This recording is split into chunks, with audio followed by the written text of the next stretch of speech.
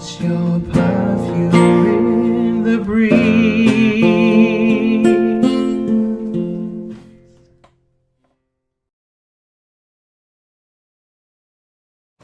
Hi, welcome to Perfume in the Breeze. Thank you for joining Boone and I here by the pool. Today I have another fragrance from the house of Asgharali to share with you. This is called Hayyam. Hayaam.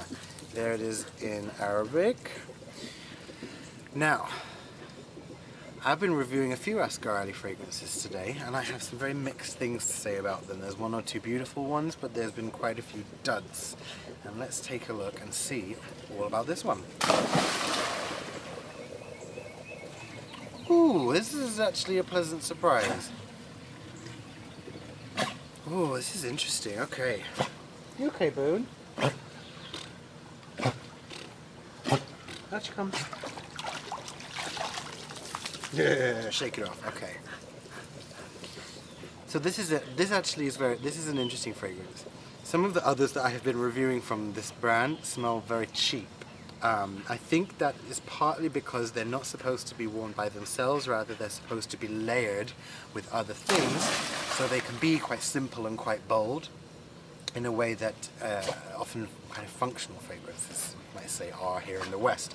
But this is not made for the Western market, this is made for a Middle Eastern market. Okay, about the smell itself. This is kind of complex. This isn't an immediately easy to love fragrance. It's kind of inky.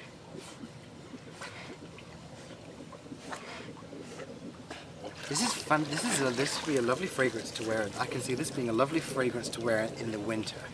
It's kind of bitter, a bit like violet leaf. It has some incensey aspects and some soapy aspects. It's not super bright and noxious. It doesn't have that woody amber that makes it smell like a 14-year-old boy. Rather, this is a very sophisticated and grown-up fragrance, and actually I really appreciate it. It smells a little bit like sometimes if you go to Islamic goods stores and they sell the oil-based perfumes. They have one called Kaaba, which is either inspired by or supposed to smell like how they anoint the black stone in Mecca. And this smells a little bit like that. This has lots of interesting things going on. This doesn't really smell like a I can't think of a Western fragrance that this really smells similar to. This is definitely for an older person. This is for a person of experience who can hold a conversation, who knows when to speak and when to keep stum. I could see this being a good fragrance for a teacher.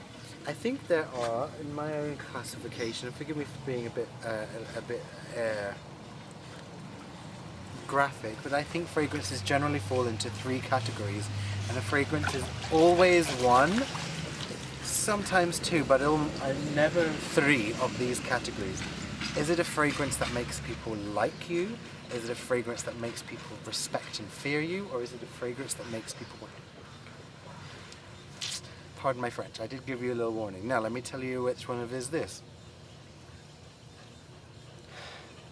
This is not immediately likable. You don't smell someone wearing this and think, oh, I want to be your friend, or oh, let's start a conversation. You seem easygoing. This isn't easygoing. This isn't a fragrance for sex. This is not. Just nope, just isn't. But this is a fragrance for respect and fear. I like how bitter and inky it is. It's definitely sophisticated. This would be a lovely thing to wear of a cold autumn.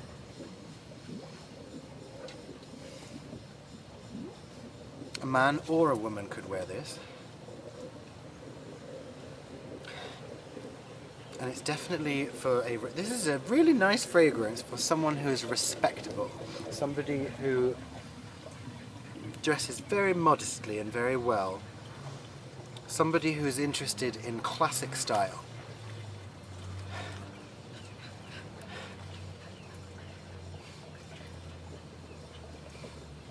I would not buy a full bottle of this purely because it's not to my personal taste. But if I met you and you were wearing, if I met somebody and they were wearing this,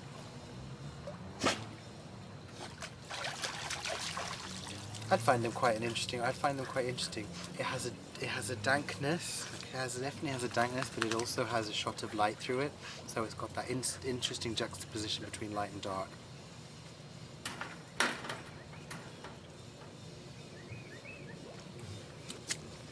Pardon me. I must let the dog out.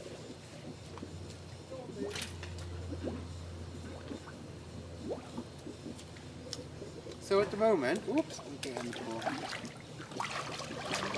At the moment, I don't think I have anything more to say on this. But if you're looking for kind of an interesting, bitter, challenging fragrance for a grown-up, can't even go. Just my belly in the shot. Great, that's not what I wanted. Oh well. Yeah. How'd you find the dog?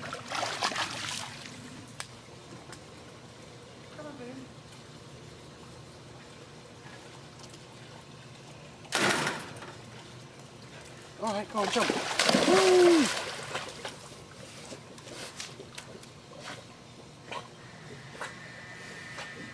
Very dense and herbal, slightly licoricey and boozy.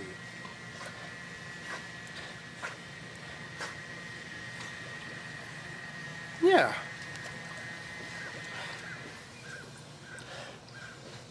I think this would be very nice to mix with something a little bit lighter and brighter.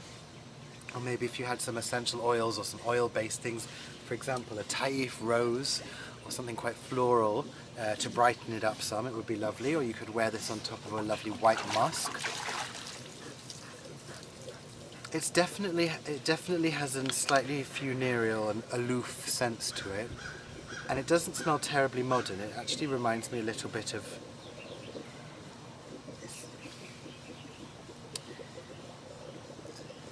It smells a bit like 30 years ago in a way. So, I don't know, make of that what you will. I don't think it's not a masterpiece, but it's certainly got a personality. A slightly offish personality, slightly aloof,